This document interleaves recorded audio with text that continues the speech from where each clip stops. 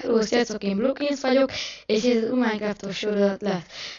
Megmutatom, hogy craftoljatok dolgokat, meg a kedvenc szerveremet megmutatom nektek, vagyis ezt, a piacát, meg ilyen warpokat, meg adok tanácsokat. Na hát akkor el is kezdeném, hogy miket hogy craftoljatok. Így csináljatok lépcsőt, remélem megjegyitek. Aztán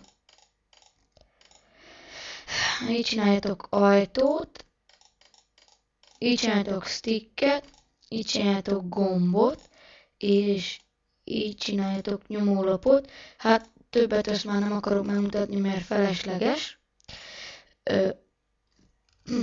Igen.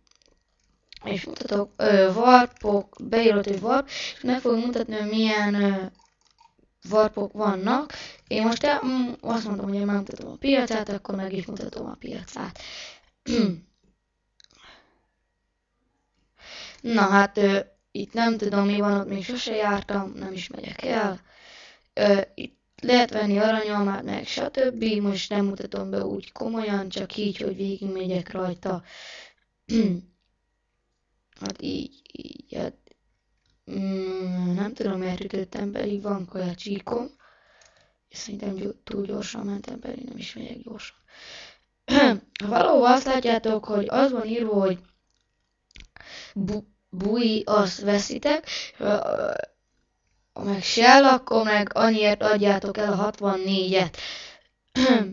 De eddig most már megújult ez a piac, mert eddig nem ennyi volt ilyen cucc, meg ilyenek. Na hát akkor ennyit a piacról szerintem. És hogy vegyetek? Hát az is egy alapparancs, de P-autó, csak én már megvettem kettőt, mivel én kettőt tudok venni, mivel rangos vagyok. Amúgy ezt kellene beírnom a plot, mert home, de én mindig a PH-t úgy sokkal könnyebben hazajutsz, nem kell beírnom a plot, nem, hát ez nem tudom ott kitelke, de biztos, hogy nem az enyém. Ezt a harcos csatornájába csináltuk ezt a házat, ha gondolom megismertek a névről Bluekins.